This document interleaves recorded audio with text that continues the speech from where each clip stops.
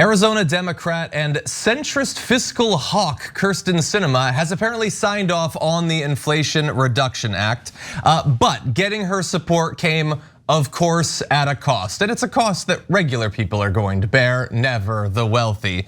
She said that Democrats had, quote, agreed to remove a key tax policy targeting wealthy investors that aimed to address what is known as the carried interest loophole. She also signaled they had made additional tweaks to a second provision that imposes a new minimum tax on corporations that currently pay nothing to the US government. I just love the idea of making a change to a proposed regulation that either results or doesn't result in the government making tens of billions of dollars that could go towards social programs. Just call it a little tweak. You're just tweaking the legislation there just a little bit to benefit the wealthy corporations and individuals. She also won unspecified changes to the structure of the reconciliation bill's proposed 15% corporate minimum tax, which was aimed at preventing large corporations from dodging taxes by stashing profits overseas. And of course, literally none of these many concessions that had to be made to one individual senator had anything whatsoever to do with the will of the people of Arizona. They, like Democrats and indeed overwhelming number of independents as well, across America all loved components of this bill to the extent that they knew anything. It's complicated, of course, and we've only known about it for a week, but they seem to have no problem with it. There were some business interests in her state who had problems with it though, and we will get into that in a little bit. But Adrian, I want to throw it to you first. History apparently has been made, barring the amendment process that will begin this weekend. What do you think about the path that's taken us to the IRA being close to passage? You know what? It seems very on point for our legislature at this current time in terms of just the fact that the Democrats aren't aligned. You know, the fact is we have a great nice number. We don't have enough in number and people actually living up to their labels and titles in any way. And Kyrsten Sinema is very much a reflection of that. And so the fact that, you know, she waited until this last moment to jump in and say something and then hold us all hostage, it really is kind of a reflection of us not being united and having a united front, which is why we're not getting as much done as we need to be getting done and should be. It really shows that Kyrsten Sinema is a representative of the people with billions of dollars. Not really the people of Arizona. There was a little bit of an addendum for drought water. And that was one piece of legislation she fought for. Of the 5 aspects of the legislation that she fought for, the other 5, which is hilarious, something that'll benefit 100% of people in Arizona. It's just kind of a, I guess I should, to save face, do something that helps my constituents. But the rest of the stuff that she fought for was like, hey, I would like hedge fund managers to spend less in personal taxes, not any operational taxes for running their hedge fund or paying out their employees. The money they make as a salary, essentially, I want that to get paid at a clip of probably about 17 percentage points less than what they would have paid if they had like a normal job that made equally that much money. Yeah, it seems to be the case that the harder you actually work for your money, the more you need to give away of it. It's weird how that works out, except that it doesn't because the people with the money made all of these rules and continue to. Isn't that nice? Now, we're gonna get eventually into our overall impressions of at least this current iteration of the bill, but I wanna talk a little bit more about what has been changed, as well as give you a bit of a warning. So, have you ever faced a formality that should be super easy to get past, but is still scary, like having to ask your proposed bride's father for her hand or something? Well, get a load of this sentence. Subject to the parliamentarian's review, I'll move forward, said Sinema. So in theory, that should be nothing. And even if the parliamentarian didn't like this current iteration of the bill, they could overrule the parliamentarian. However, the parliamentarian provides for centrists like Sinema a get out of having to do anything free card. The parliamentarian could have a problem with the entire thing or small elements of it, small elements perhaps that will sap our whatever enthusiasm for it, or maybe we'll change things that will result in Sinema no longer being able to support it. She'd love to, but she can't. And then of course, once we get into the weekend, there's going to be a number, potentially unlimited amendments put forward forward for this, and God only knows what changes will come from there. But we do already have one idea of a change that's been made. The Democrats are apparently going to seek a new 1% tax on corporate stock buybacks, a move that would make up at least some of the revenue that might have been lost as a result of the previous changes that we discussed to taxes. And so she apparently is okay with that. Although bear in mind, in prelude to all of this, she faced an ad blitz and aggressive lobbying from the Arizona Chamber of Commerce, as well as other business interests. I love at least hearing that she's talking to the Arizona Chamber of Commerce rather than just doing what Wall Street, literally thousands of miles on the other side of the country, does. It adds a nice local flavor to the corruption. The stock buybacks thing, let's talk about negotiation tactics. Those stock buybacks should be barred. You should not be able to do stock buybacks. And your policy should either be to end them or to provide some kind of tax structure that disincentivizes a company from executing that kind of weird financial play. Does 1% not do that? And I would say, if I were to make $100 off a transaction, and instead I would make $99 off that transaction, I would still probably go forward with that transaction. Now, the stock buybacks is just the most wildly corrupt thing. It is essentially, there's a better way to explain it, but this is the most fun way to explain it. They are like, oh, I'm the executives and I have a lot of stock and my stock's a certain value. And then they're also in charge of the company. So the company starts buying the stock. And then those people in charge are like, wow, it seems like people are buying the stock now, and that drives the stock up.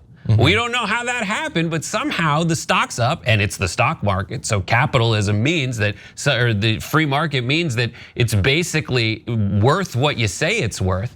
But they absolutely are just manipulating their stock prices in a way that doesn't even benefit these companies in the long run.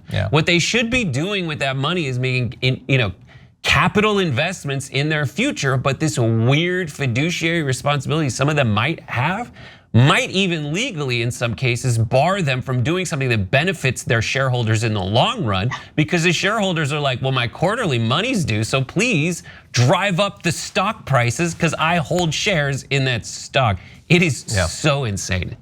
It is. Yeah, no, the system definitely seems like it is structured in a way such that it'll enable and empower almost corruption to a certain extent. At least people can fill their coffers in the short term and not necessarily look out for shareholders in the long run. But that seems to be something that's very much a feature of our capitalistic society. Act like there's no future or nothing is coming ahead in the future, and there's no need to prepare for others who are coming up next. Rather, I need to take care of me now, even if it means that I'm going to deplete all of the resources and assets as a result of me being satisfied. 100%. Well, look, again, we don't know what's going to change come this weekend. We do have broad brushstrokes of some of what is currently in the bill. And we've talked about it at length on this program and other programs on the network, but it includes things like caps on out-of-pocket expenses on prescription drugs for senior citizens, free vaccines, and being able to negotiate. That's like sort of the healthcare component of this. There's money to disincentivize dirty fossil fuel energy production, to subsidize new energy production, creating jobs at the same time, as well as building out a network of, I think, 500,000 fast EV chargers across the country, subsidizing electric vehicles, helping to subsidize factories changing over to produce those. There's a lot of components like this. There's a lot of bad stuff too, as we've talked about, that Manchin was able to get in there in terms of pipelines and all that. I know that everyone disagrees about how good this is. Some people call it the most historic legislation ever. Some people don't even think it should be passed. I'm curious, I'm gonna start with you, Adrian. What do you think about this? How enthused should the Democrats or maybe progressives be about the IRA actually being passed? I do very much appreciate the fact that we've never seen anything necessarily like this, or to a certain extent. I also very much appreciate, something Bernie Sanders had voices, and it doesn't go far enough. And so as much as I would like to see there be advancement and some change, I also would like it to be something significant that will impact Americans' lives on a regular daily basis, and something that is also going to be concrete. It's so incredibly difficult in part when you have so many members of your party who are working against you because they're trying to fill their own coffers. And it's also hard to have any kind of faith in the system, knowing what we've seen before. So even wondering where this is going to go in the long run, it almost seems like an exercise in potential disappointment. I think the Democrats need to pass it. Now, whether that benefits all of Americans in the way that I want that to happen, that's a completely different subject. But the Democrats desperately need to pass this. They need to be on record doing things that not only improve climate change initiatives, but also reduce inflation. They need to then do something that they sulk so hard at, which is message about their successes in ways that resonate with people. And not only that, they need to attack the people on the other side of the aisle that stand in their way, because 100% of people in the Republican Party are against the stuff in this bill. Yeah. And they need to trumpet that. And then when it comes primary time, Sinema, albeit she is really good at trying to convince people in a primary that she's such a progressive, she is on the Republican side when it comes to things that are not only beneficial to super rich people who literally run hedge funds. It's like saying, I'm with villain. That's her entire MO. But they need to message that she is. That policy of being with villain, believe it or not, is wildly unpopular, and people need to message appropriately. I just have no faith that the Democratic Party apparatus is going to get off its keister and fight anyone but progressives.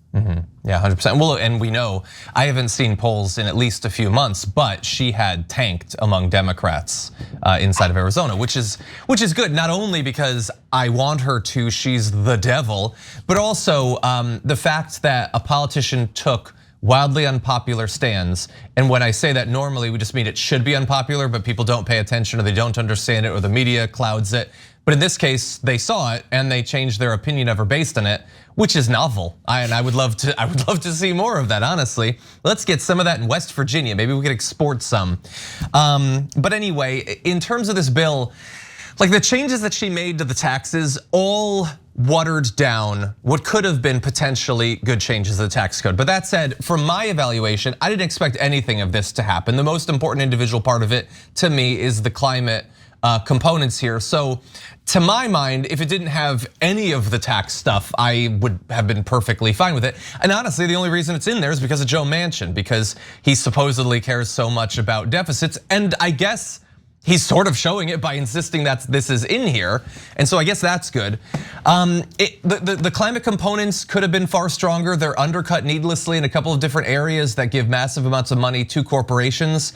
And there is the fear that each of these areas, whether it's climate-based or about healthcare or about taxes, could in theory disarm future efforts in those areas. That maybe in some hypothetical world, we could have had a better climate bill in 2 years, but might not because of this, or better reforms to corporate taxes, but we might not because of this. That said, I don't know, planning on anything to happen in American government seems like a losing way to approach it. So I would say I am largely happy that something happened because I did not expect it to. I would say that really fast before you jump in. No, I want to throw out what Cenk had to say, because he's not here, he's very far away. Okay. But he did have to say, it's one thing to vote yes on new Schumer, Manchin, Sinema bill. It's another to celebrate it. It's the usual 5% of what we started with. Already every reporter is doing marketing for it by calling it historic. We said they were always going to shred Build Back Better, and we were right. I would say, yes, we were right. Although we also thought they wouldn't end up passing literally anything, so I guess we were right and wrong. I don't think it's 5%. Depending on whether we were originally talking about 2.5 trillion, 4 trillion, you can do the math on what 739 billion of that is. It's a small portion. I don't think it's just 5%. So that's my one-sided argument with Cenk. He can't respond, and that's the way I prefer it. So what did you have to say? I would just say that when you say we don't expect the government to do anything, well, they will do something frequently, the bare minimum. The question is when, and the when is probably about now. They're about to go on August recess to go campaign right before the midterms happen. We got less than 100 days. This is the time. This is the Kairos. This is the right time for them to do this. And they've still got there's tons of ways, tons of rapids ahead. Parliamentarian, as John mentioned, and then the vote-a-rama, which is always fun. And it's very possible, as we've seen many times, where Sinema's like, I don't like it anymore. My crystals tell me that it's bad for business. That is possible. Adrian, any other thoughts? Yeah, I do actually. You know what, even though the media is hyping it up as historic, if that's what we need people to believe so that they go out and vote for the D's, that would be amazing, and I appreciate that a lot. So I will let that slide, but I completely agree, like the fact that we only have 5% of what was originally there, it's so reflective of our government. But whatever needs to happen for people to go and vote during the midterms so that we can hopefully keep some semblance of control and maintain some kind of order, I am here for. Yeah, and the only other thing I'll say is I know that if you ask Kyrsten Sinema or any politician in DC or whatever, we're crazy radicals or whatever, but I don't think that we are. I think that we're realists. I think that we like to give credit when credit is due.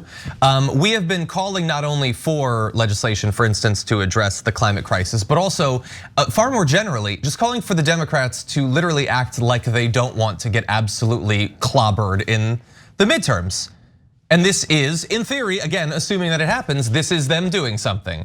So that is good, and we should acknowledge that all of the pressure we and others, and by we, I mean the movement, not TYT specifically, have been putting on them does appear to have had some effect, or at least the result is in line with what we had wanted, and that's good. And maybe if this does result in polls moving even more towards the Democrats, they've been shifting that way recently, then maybe that will remind the Democrats that people like it when you do things and when you message about it. They're gonna get an automatic big assist by the media, obviously outside of Fox News or whatever. And so all of this is good, except for all of the critiques we've made of the bill. I think we can stop and say that we're getting some of the policy stuff we want, and also strategically, you would just expect that a party would want to stay in power, and at least they're finally acting like it. They could do other stuff. They could cancel student loan debt, but they're taking care of some of the ACA changes that were really going to hamstring them in the run up to the election. So hopefully this is the first of what could be several good policy related moves that would benefit them in the midterms. Thanks for watching the Young Turks, really appreciate it. Another way to show support is through YouTube memberships. You'll get to interact with us more. There's live chat emojis, badges. You've got emojis of me, Anna, John, JR. So those are super fun. But you also get playback of our exclusive member only shows and specials right after they air. So all of that, all you gotta do is click that join button right underneath the video. Thank you.